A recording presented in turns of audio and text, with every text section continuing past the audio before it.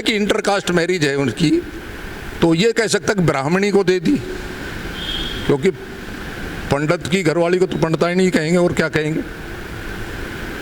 ये हमारे आरक्षण पे इनडायरेक्ट हमला तो हो सकता है। ये इससे पहले भी 2014 और 2019 में जिस तरह से सुधीर चौधरी जी भारतीय राष्ट्रीय कांग्रेस के उम्मीदवार रहे और दोनों बार जिस तरह से पूर्णतः पराजित हो गए, जमानत जब्त होगी, उससे मुझे तो किसी तरह का असर नज़र नहीं आता है। अभी जब हम आपसे इंटरव्यू कर रहे हैं, मैं दर्शकों को भी बता दूं, इसी दौरान नामांकन हो रहा है महज 200 मीटर की दूरी पे, और इधर हम कहें तो 200 मीटर की दूरी पे वो दफ्तर है जिनको टिकट मिला है, और आप अपने दलबल के साथ यहाँ हो। नहीं, ऐसा नहीं है, मैं तो सुबह से यहाँ बैठा हूँ। तो आपको इनवाइट ही नहीं किया, चूंकि आप तो सबसे कद्दावर हैं। देखिए, कोई इनवाइट करेगा तो मैं ऐसा तो हूँ नहीं कि भाई मैं किसी के दरवाजे पर ऐसे ही जाग खड़ा हूँ। जहाँ मान सम्मान ना मिले वहाँ नहीं जाना चाहिए आदमी को, चाहे कितना ही बड़ा आदमी हो। स्पष्ट सी बात है, हम स्वाभिमानी आदमी है, कोई ऐसे गिरे पड़े थोड़ी है कि किसी के दरवाजे पर जाग खड़े हो जाएंगे। रामवीर सिंह जी को टिकट मिलती है तो बढ़िया इलेक्शन होता है, लेकिन अब तो सर एक तरफा ही सही लग रहा है हमें तो बिल्कुल ही, क्योंकि रामवीर जी को मिला नहीं, बाहरी कैंडिडेट को टिकट दे दी जिसका कुछ हो नहीं। आंखों में आंसू क्यों आ गए? मेरी आंखों में आंसू नहीं, मेरी आंखों में कभी चश्मा हटा दो सर, कैमरा दिख रहा है, ये देखो बात नहीं है, आंसू है। मेरी आंखों में कभी आंसू नहीं आ सकते। दर्द तो है। मैं भगवान की पूजा करता हूँ और मेरा इतना मनोबल बढ़ा हुआ है, मैं इस बात की परवाह नहीं करता। मैं 2 घंटे लगाता हूँ भगवान की पूजा में। लेकिन टीस तो है। टीस तो ये है कि भाई हमारे क्षेत्र के साथ ऐसा क्यों गया, क्यों हो रहा है ऐसे साथ। जिन आदमियों का यहाँ कोई आधार नहीं है वैसे आदमियों को टिकट दे दी जाती है, फिर जमानतें जब्त होती है, तो फिर वर्करों के ऊपर थोप दी जाती है कि आप लोगों ने काम नहीं किया। पटौदी विधानसभा के लिए कांग्रेस ने टिकटों की देर रात घोषणा की, उसके बाद आज नामांकन भी हो रहा है, लेकिन जितने दावेदार थे पटौदी से, उनमें कहीं ना कहीं मायूसी है या खुशी, इसकी भी पड़ताल हम आज कर लेते हैं। हम पटौदी में हैं और एक कार्यालय रामवीर सिंह का है जो एक्स एमएलए हैं और इनके पिता भी एमएलए रह चुके हैं, विधायक रह चुके हैं, और ये टिकट के जितने दावेदार थे उसमें ये भी काफी महत्वपूर्ण है। और बगल में सुखबीर तंवर भी बैठे हैं, ये भी यहाँ से टिकट के मजबूत दावेदार थे। अगर आंकड़ों का जिक्र करें तो यहाँ से करीब 42 लोगों ने कांग्रेस की टिकट मांगी थी और उसमें से एक पर्ल चौधरी को कांग्रेस ने टिकट दी है। हालांकि कई बातें हो रही हैं, ये तमाम जो पीछे चेयर्स आप देख रहे हैं वो चेयर्स ऐसे लगकर मंथन हो रहा था। हालांकि उसी बीच मैं पहुंचा तो विधायक जी अपनी चालाकी दिखाते हुए चेयर को पीछे करवा दिए और इन्होंने कहा कि ये मंथन कोई नहीं, हम आपसे कैमरे पे बात करेंगे। हालांकि यह भी इन्होंने साफ कर दिया है कि अभी ये नामांकन तो खैर नहीं कर रहे हैं, लेकिन डिसाइड एक करेंगे तब जब इनके अपने वर्करों से बातचीत हो जाएगी, तमाम लोगों से हो जाएगी। एक और आपको दिखा दें कि बाहर गाड़ी है, हालांकि मैं कहूंगा कि कैमरामैन वो भी दिखाएं कि तैयारी कितनी थी रामवीर सिंह की। वो बाहर बोलेरो भी है, आप देख सकते हैं, पूरी तैयारी थी चुनाव की और उसके बावजूद टिकट नहीं मिली। आइए इनसे बात करते हैं और सबसे पहले जानते हैं, राम राम सबको। विधायक जी क्या कहोगे, केवल हंसोगे, कुछ कहोगे? नहीं, उसमें कोई, मैं उन लोगों में तो हूँ नहीं जैसे कई दिन से, अब की बार पहली बार ऐसा लगा कि जिन लोगों की टिकट कटी वो रोए बहुत जोर से, चाहे बीजेपी के हो चाहे कांग्रेस के हो। मैं उन लोगों में नहीं, तो खेल है, ये चलता रहता है। हमारे पास खोने के लिए कुछ नहीं था। एक्स एमएलए तो मैं हूँ, उसमें से उसके नीचे तो मुझे कोई कर नहीं सकता। मैं जहाँ जाऊँगा मुझे एमएलए साहब कहेंगे लोग, इसमें तो कोई बात नहीं। लेकिन इस बार ना काफ़ी आप मतलब 2019 का जिक्र मैं नहीं करूंगा, लेकिन इस बार काफ़ी करीब थे और जनता के अंदर भी कहीं ना कहीं ये था कि रामवीर सिंह इस बार टिकट मिल जाए तो आप पार थे। नहीं, इस बार ही नहीं, मैं तो 2014 में, लोग ये कहते हैं, कई साथी जो जिनको 2 बार टिकट मिली वो ये कहते हैं कि 2014 और 19 में तो टिकट मांगने वाला ही कोई नहीं था, मैं ही था। मैंने तो 2014 में भी टिकट मांगी और मुझे टिकट अलाट होगी तो वो तो अशोक तंवर जी इस्तीफा देंगे तो दोबारा से मीटिंग हुई जिसकी वजह से मेरी टिकट कटी। 2014 में भी मैंने मांगी, 2019 में भी मैंने मांगी, पैनल में मैं उस समय भी था। ये कैसे कहते हैं कि कोई टिकट मांगने वाला नहीं था? और अब की बार भी थे हम, पैनल में 1 नंबर पे नाम था मेरा, सर्वे में भी 1 नंबर नाम था। ग्राउंड पे भी आप थे 1 नंबर में। ग्राउंड पे तो मैं यहाँ का रहने वाला हूँ, लोकल आदमी हूँ। मेरे बाकी जो मांग रहे थे 42 टिकट, वो लोकल नहीं थे। 42 में से लगभग 35-36 आदमी तो बाहर के थे, जिनका यही नहीं पता, हमें ही नहीं पता कौन से गांव के कहाँ के रहने वाले थे। कोई पंचकुला से मांग रहा है, कोई महेंद्रगढ़ से मांग रहा है, कोई सतनाली से मांग रहा है, कोई झज्जर से मांग रहा है, एक आदमी तो दिल्ली से मांग रहा था। यहाँ पटौदी के लिए। Yes yes. जी, आंखों में आंसू क्यों आ गए? मेरी आंखों में आंसू। नहीं, मेरी आंखों में कभी चश्मा हटा दो सर, कैमरा दिख रहा है, ये देखो देख लो। बात नहीं है, आंसू है। मेरी आंखों में कभी आंसू नहीं आ सकते।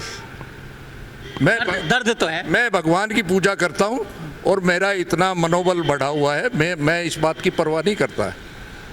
मैं 2 घंटे लगाता हूँ भगवान की पूजा में।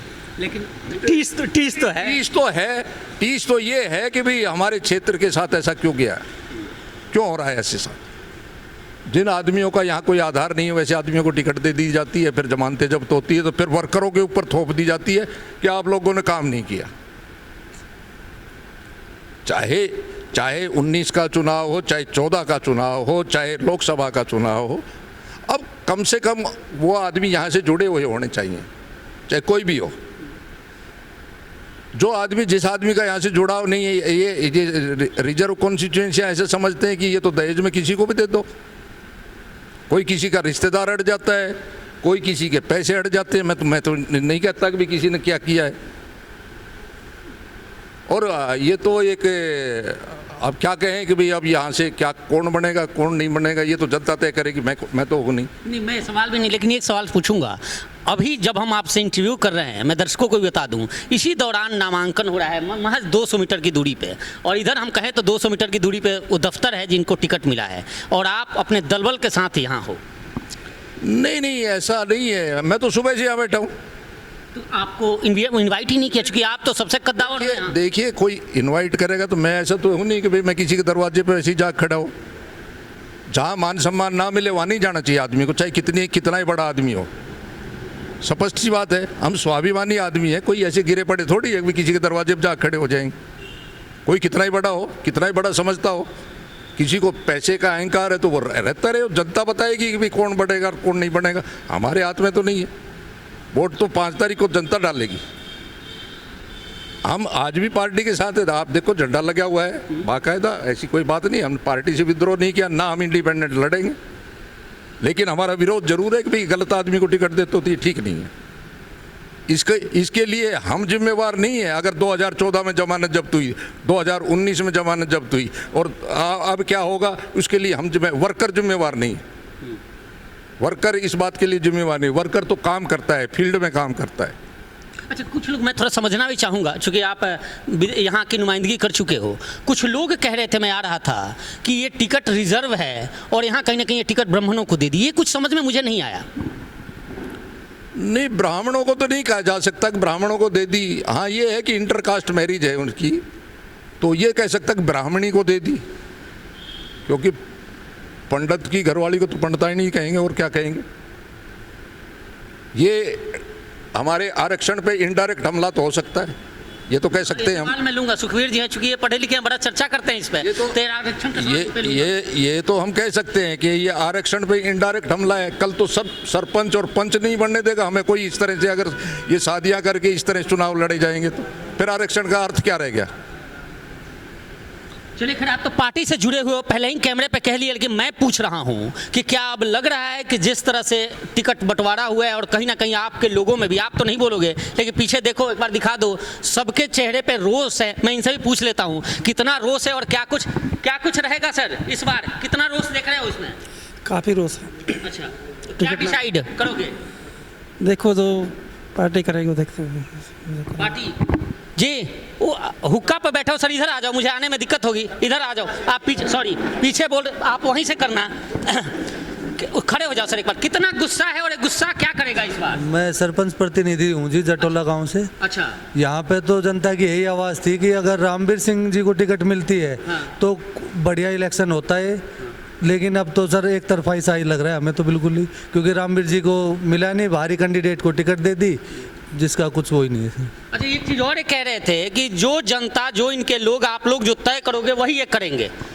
तो क्या इस चुनाव में फिर आप लोग ही निर्णय लोगे कि इन्हें क्या करना है? हम तो जी रामवीर जी के साथ पहले भी थे, आज भी है, आगे भी रहेंगे। जो बाबूजी डिसाइड करेंगे हम इनके साथ। ठीक है, वर्कर से मानेंगे। मैं सुखबीर जी से भी एक बार पूछ लेता हूँ यही सवाल। सुखबीर जी, कैंडिडेट तो आप भी थे, मायूस आप भी हो, लेकिन चेहरे पे दिखा नहीं रहे हो, नकली हंसी हंस रहे हो। ऐसा नहीं है जी।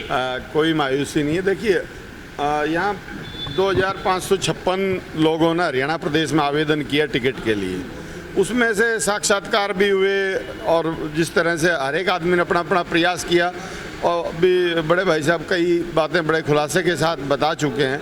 लेकिन जो एक विषय भी आपने चर्चा के दौरान आया कि भाई जो आरक्षण पे हमले की कोई बात, यहाँ बैठ जाऊँ तो मुझे बैठ लेने दो ना, मैं 2 मिनट और चर्चा कर लूँ, चूँकि दर्शक हैं वो देख रहे हैं, वो भी समझ जाएंगे, क्योंकि पटौदी का गाँव में घुमा हूँ और मेरा वीडियो अमूमन हर गाँव में जाता है, तो इसलिए वो दर्शक भी समझ जाएंगे। तो जो अभी विषय चल रहा था आरक्षण वाला, देखिए जिस प्रकार का संविधान प्रदत्त आरक्षण बाबा साहब ने जिन परिस्थितियों में अनुसूचित जाति वर्ग के लिए करवाया था, कहीं ना कहीं जिस तरह से अंतर जातीय विवाह के बाद ये अतीत में इस तरह के उदाहरण प्रस्तुत हुए हैं, निश्चित तौर पे इस बात पे हमें गौर करना पड़ेगा कि भाई ये जो है प्रत्यक्ष हमला आरक्षण पे है, इस तरह की कुरीतियाँ ही कहूँगा मैं, इनको रोका जाना चाहिए। और ये सभी पार्टियों को भी सोचना चाहिए, जो भारत के लोकतंत्र में, भारत के संविधान में विश्वास करने वाले लोग हैं, उनको इन विषयों पे गंभीरता से चिंतन करने की आवश्यकता है। मैं यहाँ कवर करता हूँ अमूमन पटौदी में, गांव-गांव जाकर एक लहर मैं कांग्रेस की तरफ से देख रहा था। हालांकि मैं ये नहीं कहूँगा कि अभी क्या स्थिति है, लेकिन एक ये सवाल आपसे इसलिए है कि क्या आपको लगता है कि जितना आसान पटौदी सीट था कांग्रेस के लिए, इस टिकट के बाद थोड़ा मुश्किल जरूर हो गया?